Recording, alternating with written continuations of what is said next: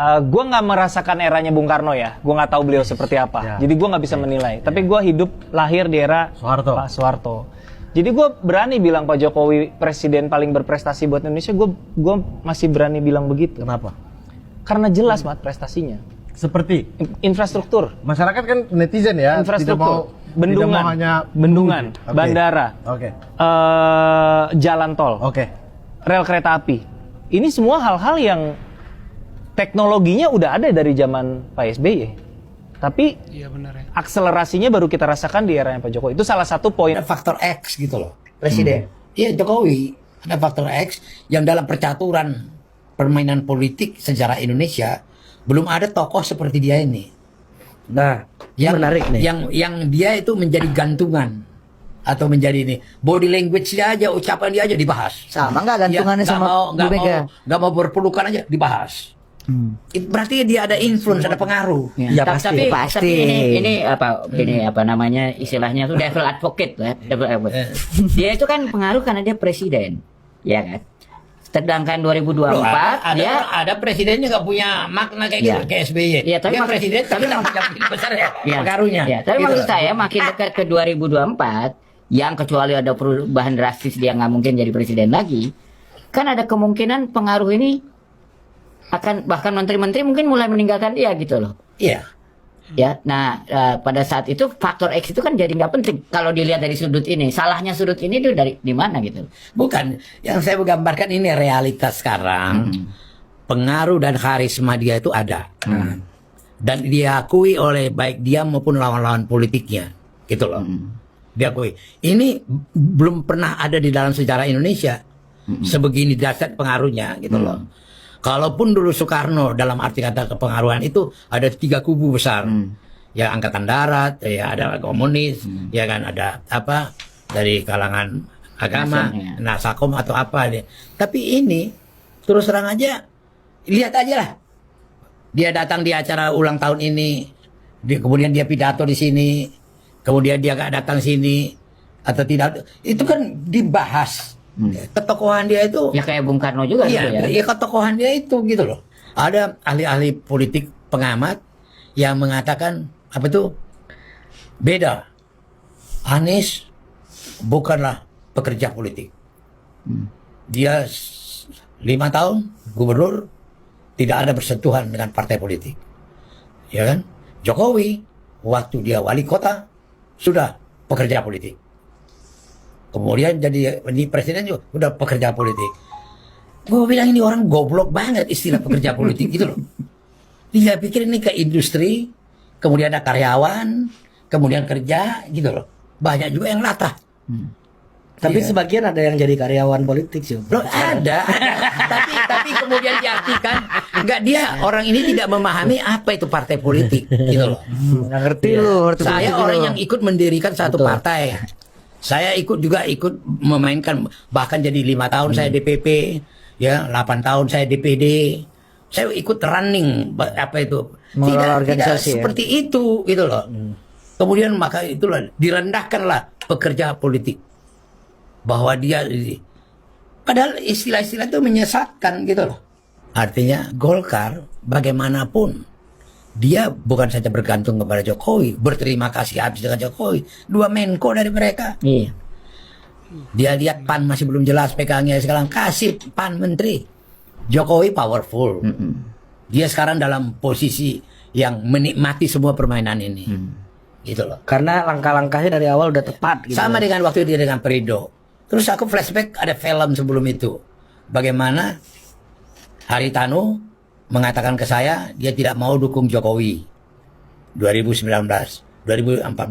Loh kenapa? Aku bilang sama Haritanu, nggak cengli. Apa cuannya kalau aku dukung dia? Gitu loh. Aku kasih tahu itu ke apa? Ke Jokowi. Ke Jokowi. Terus Jokowi, oh begitu ya? Iya. Aku kasih tahu ke JK. JK reaksinya beda. Dia telepon langsung di depanku Haritanu. apa? Har, saya mau maju, kau bantu ya. Ingat dulu waktu abangmu di Kejaksaan Agung kan saya bantu. Di depanku itu. Gitu loh. Ya. Artinya yang mau saya gambarkan itu bagaimana Jokowi dengan latar belakang yang dia ikut main begitu waktu di Perindo. Sekarang anak lu gua udah kasih wamen. Udah ada cengli, Mantap, cantik ya. udah ada cuan gitu loh. Kau lihat ada entengnya di situ pidato itu. Iya. Demikian juga dengan Golkar. Nah, ya Khairul Tanjung juga anaknya Iya, gua udah kasih lo. Gitu loh. Hebat juga ya Jokowi ini. Lo iya dong, hebat. Maksudnya ketika ngelihat Pak Jokowi ini kayaknya kita nggak butuh jadi pemimpin partai lagi untuk jadi penguasa di Indonesia. gitu. Iya. Tanpa jadi ketua partai ya bisa atur 80%. Tetapi orang banyak lupa dia ini 2013 sudah wakil ketua DPD partai. Tapi kan Jawa ketua Tengah. DPD, wakil ketua DPD Wakil Jawa ketua Tengah. DPD. Opung, bukan ketua DPD, umum. bukan paten kayak Opung ketua DPD Sumatera Utara 8 tahun, Iya ya kan? kan? Ketua Nah. DPP Iya. 10 tahun. Iya, Sekretaris sendiri. fraksi. Ya kan, mendirikan partai kalau dia mendudukkan ya. Loh, iya. tidak, Ngomong mendirikan. tidak mesti dicap dia sebagai satu pekerja. Enggak ada. Enggak. Artinya itu kalau di tempat lain tuh yang ribut-ribut petugas partai itu tempat lain. Tempat kita konkret. Dan- Kita ngerti petugas itu maknanya penuh dengan keadaban dan juga suasana kerakyatan. dan tidak bisa memakai dansa kalau dansa identik dengan kebarat-baratan. Tidak berkarakter secara kebudayaan. Aku senang ya udah mulai dewasa. Ya, ini pengakuan dari Pandana Baban sendiri ya, teman-teman, salah seorang politik senior di tanah air ya.